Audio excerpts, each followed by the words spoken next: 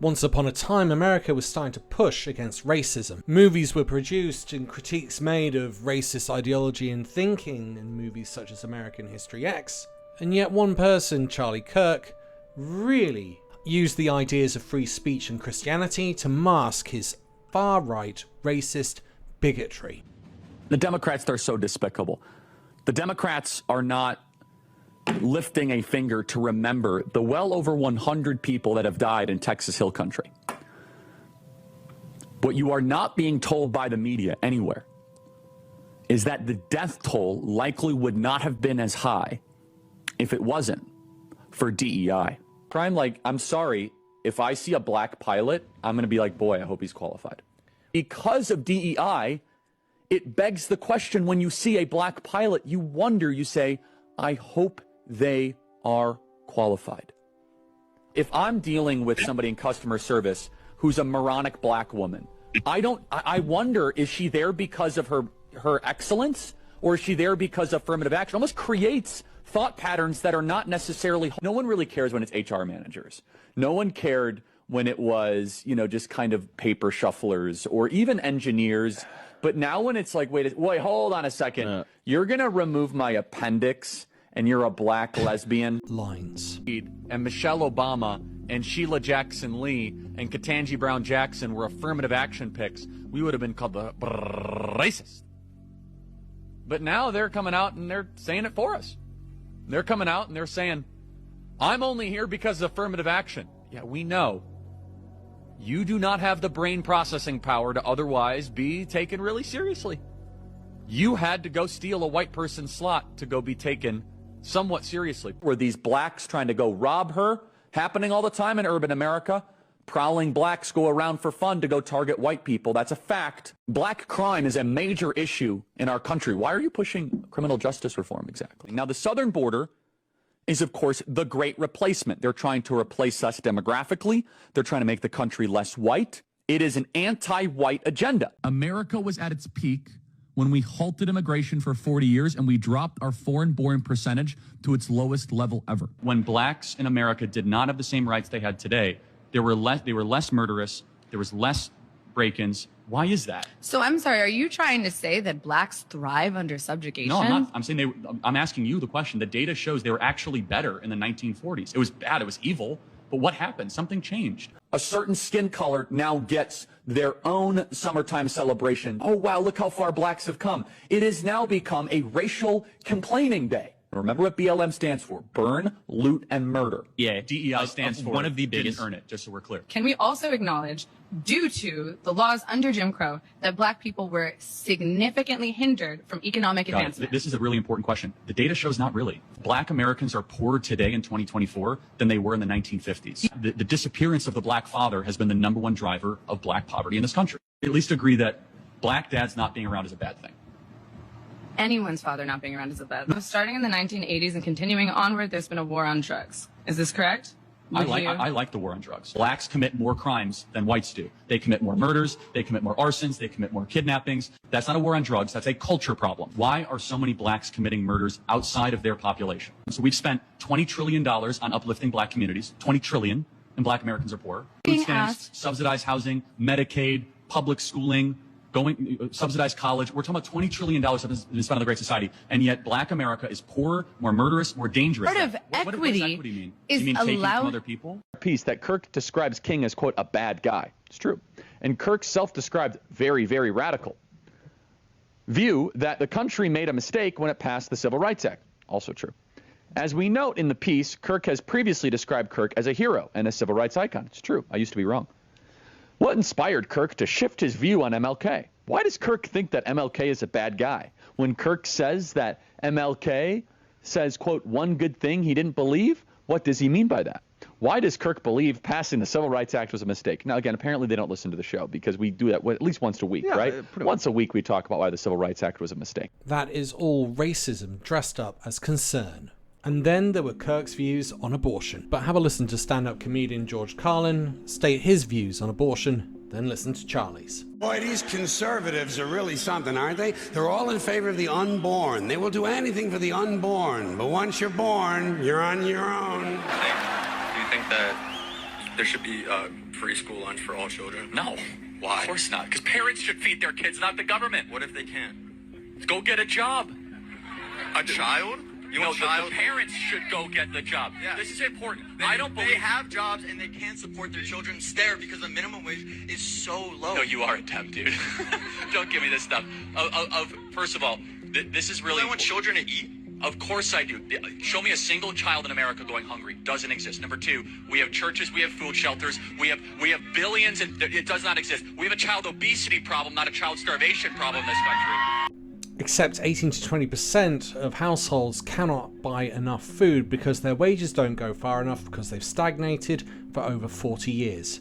And no one's willing to do about it, even Christians, like Charlie Kirk. From conception to 9 months. After that, they don't want to know about you. They don't want to hear from you. No, nothing. No neonatal care, no daycare, no Head Start, no school lunch, no food stamps, no welfare, no nothing. If you're preborn, you're fine. If you're preschool, you're fucked. Comparing abortion to the Holocaust. Absolutely, I am. In fact, it's worse. It's worse. He just trivialized the Holocaust, and yet Americans and some Brits are celebrating him. Can I help you? Yeah, I'm here to open up an account. Okay, what type of account would you like? I want the account where I can get the free gun. Okay.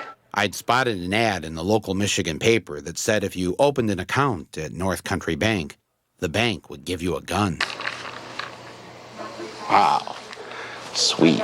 Well, here's my first question. Do you think it's a little dangerous handing out guns in a bank? Yes, we get onto guns, and to be clear, Charlie has said about life being sacrosanct, and yet he talks about guns despite the hundreds of children killed in schools. Now, we must also be real. We must be honest with the population. Having an armed citizenry comes with a price. Wow. And that is part of liberty. Wow. Driving comes with a price. 50,000 people die on the road every year. Wow. That's a price. You get rid of driving, you'd have 50,000 less auto fatalities. But we have decided that the benefit of driving, speed, accessibility, mobility, having products, services, is worth the cost of 50,000 people dying on the road. Wow. So we need to be very clear that you're not going to get gun deaths to zero. It will not happen. Right. You can significantly reduce them through having more fathers in the home, yes, by having more armed guards in front of schools. Yes. Yes. We should have an honest and clear reductionist view of gun violence, but we should not have a utopian one. You will never live in a society when you have an armed citizenry and you won't have a single gun death. That is nonsense. It's drivel. And then we have his violent views about the American government. Your government is being run by freaks. Joe Biden is a bumbling, dementia-filled, Alzheimer's, corrupt tyrant who should honestly be put in prison and or given the death penalty for his crimes against America. What age should you start to see public executions? We need to have a Nuremberg-style trial for every gender-affirming clinic doctor. We need it immediately. And yet, look how MAGA have positioned him. People on the left are much likelier to defend and celebrate political violence. This is not a both sides problem. Nancy Pelosi, well, she's got protection when she's in D.C. Apparently her house doesn't have a lot of protection. Donald Trump Jr.